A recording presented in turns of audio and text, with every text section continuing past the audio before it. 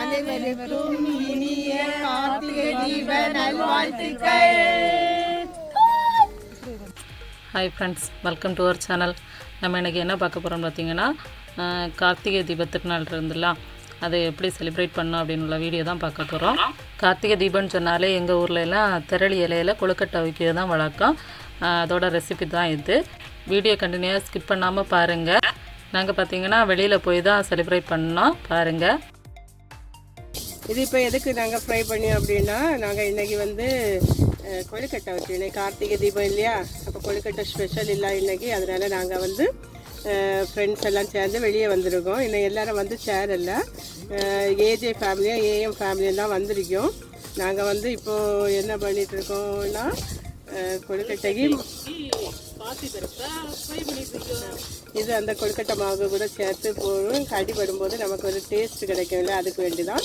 இது ஆப்ஷனல் தான். நாங்கள் போட்டுருவோம், எங்களுக்கு எல்லாருக்கும் பிடிக்கும், அதனால் நாங்கள் இதை போட்டுருவோம். இது கொஞ்சம் ஃப்ரை பண்ணிவிட்டு அடுத்த ப்ராசஸை நாங்கள் அப்புறமா சொல்கிறோம். பாசி பருப்பை ஃப்ரை பண்ணதுக்கப்புறம் பார்த்திங்கன்னா, அதுக்கு அடுத்தது தேங்காய் ஃப்ரெஷ்ஷாக திருவிழா அப்படின்ட்டு தேங்காய் வாங்கிட்டு வந்திருந்தோம். தேங்காய் உடைச்சி திருவலெல்லாம் கொண்டு போய் அங்கே வச்சு தான் திருவி இது பண்ணோம். பாருங்கள், இதுதான் திருவலு.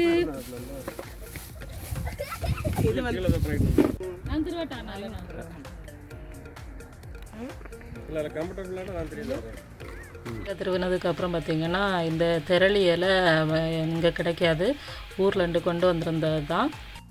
இது என்ன தான் ஃப்ரிட்ஜில் நம்ம வச்சாலும் இந்த இலை கொஞ்ச நாள் கழியும் பார்த்திக்கும் உணர்ந்துடும்.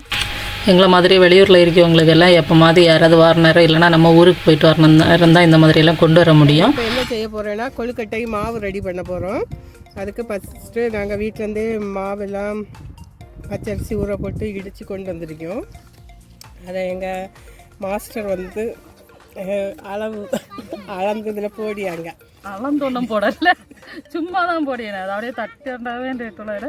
அதாவது அவங்க என்ன செய்வாங்க, காற்று ரொம்ப அடிக்குதா, இந்த மாவு தட்டுனா அது பறந்து எல்லாருக்கும் மூக்கிலையும் போய் எல்லாருக்கும் ஜலதோஷம் வரும் இல்லையா, அதனால் அதுக்கு சேஃப்டியாக இருங்கன்னு சொல்லிட்டு அளந்து.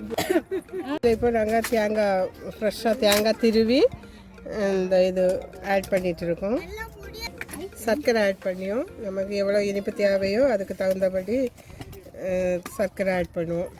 நேற்று பருப்பு வறுத்துட்டு இருந்ததில் அது இதில் போடுறதுக்காக தான் அதுவும் இப்போ போட்டுட்ருக்கோம். நமக்கு என்ன தேவையோ போட்டுக்கலாம். இதில் ஏலக்காயெல்லாம் போடணும், மணத்துக்கு வேண்டி. நாங்கள் ஒன்றுலேயும் சாப்பிட மாட்டேது.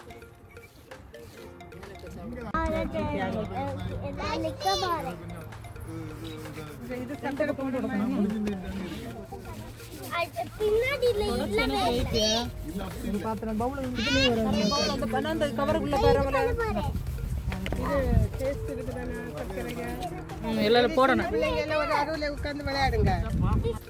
இது பிள்ளைங்க எல்லாம் எதுக்கு வரிசையாக நிற்காங்க அப்படின்னா, இந்த மாவு உருண்டை தின்னியக்காண்டு கொழுக்கட்டை வச்சது நாங்கள் மாவு உருண்டை ரெடி பண்ணணும். ஆனால் எல்லோரும் பச்சையாக சாப்பிட ஆசைப்பட்டு லைனில் நிற்காங்க. அது எல்லாம் என்னோட கைவன்மை, அவ்வளவு டேஸ்டாக இருக்கும். உங்கள் கைவன்மைனால இல்லை, நான் கஷ்டப்பட்டு மாவு பொடிச்சனால மாவு பார்த்துருக்கேன். எவ்வளவு மாவு வரவினது எவ்வளோ இருக்குன்னு பார்த்துருக்கேன். சூப்பர். எப்படி இங்கே வந்து இருக்கா சொல்லு, எப்படி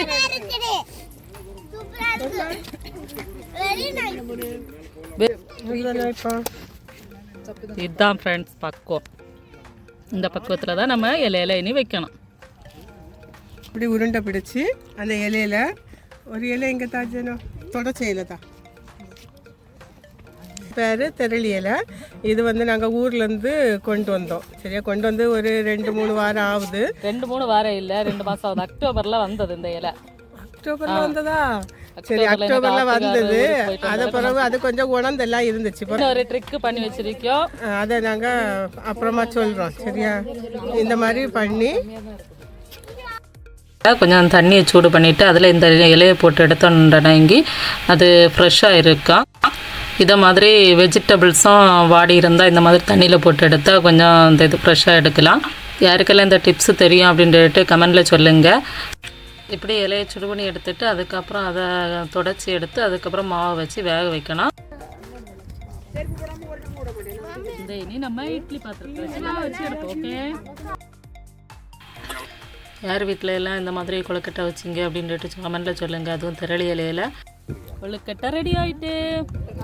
ஏன்னாக்கா டேஸ்ட்டு பார்த்துட்டு சொல்லுங்க கொழுக்கட்டை எப்படி இருக்குன்னு. கொழுக்கட்டை ரெடி. எல்லோருக்கும் கார்த்திகை நல்வாழ்த்துக்கள். சூப்பரா இருக்கு. தேங்க்ஸ் அமலா. வெந்துதான் தெரியலையே. அது தின்னுவையோ எல்லாரும். வெளியில் போயிட்டு செலிப்ரேட் பண்ணாலும் நாங்கள் மெழுகுத்திரியில் உள்ள அந்த தீபம் மாதிரி உள்ளதெல்லாம் கொளுத்தி நாங்கள் எல்லோரும் மட்டும் என்ஜாய் பண்ணோம். பிள்ளைங்க எல்லாம் நல்லா ஹாப்பியாக இருந்தாங்க. நைட்டு டின்னரும் அங்கேயே முடிச்சிட்டோம். குமரனுக்கு கொண்டாட்டம் கொண்டாட்டம் கொண்டாட்டம், அங்கே புள்ளி கருது அடுப்பிலே அடுப்பிலே. குண்டலிலே குமரனுக்கு கொண்டாட்டம் கொண்டாட்டம் கொண்டாட்டம் கொண்டாட்டம், ஆவியிலே கொண்டாட்டம் கொண்டாட்டம் கொண்டாட்டம். முடு முடு முடு. இது உள்ளி நைட்டு டின்னருக்கு முட்டை கறிக்கு தான். ஆல்பர்ட்டண்ணா என்னண்ணா வேலை நடக்கு?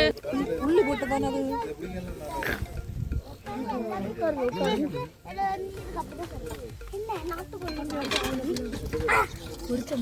Arjuna baby hi. பிள்ளைங்க எல்லாம் பார்த்தீங்கன்னா இன்ட்ரெஸ்டாக முட்டை அந்த இது தோடு உடைச்சிட்டு இருந்தாங்க. அடிக்கலைக்கு அடிக்கலைக்கு ஆஃபாயிலே போடுறாரு போடுறாரு முட்டை போடுறாரு. இன்னொரு சைடில் பார்த்தீங்கன்னா முட்டை ஆம்லேட்டு வேலையும் நடந்துட்டு இருந்தது. அக்கா என்ன பண்ணதீங்க நீங்கள்? நாங்கள் வந்து ஆப்பமா முட்டை கறியை வைக்கலாம் அப்படின்னு சொல்லிட்டு முட்டை அவிச்சு பாடும் மௌன ராகம் என் மௌன ராணி கேட்கவில்லையா? ஆண்டவா இந்த பாட்டு எழுதுற. இந்த மாதிரி எங்களுக்கு சூப்பராக இந்த நாடு போச்சு ஃப்ரெண்ட்ஸ். நீங்கள் எல்லோரும் எப்படி கார்த்திகை தீபத்தினால கொண்டாடினீங்க அப்படின்ட்டு கமெண்ட்டில் சொல்லுங்கள். நெக்ஸ்ட் ஒரு வீடியோவில் மீட் பண்ணலாம். பாய். இந்த வீடியோ உங்களுக்கு பிடிச்சிருந்தா லைக் பண்ணுங்க, கமெண்ட் பண்ணுங்க, ஷேர் பண்ணுங்க. மறக்காம AM ஃபேமிலிக்கு சப்ஸ்கிரைப் பண்ணிருங்க. பாய்.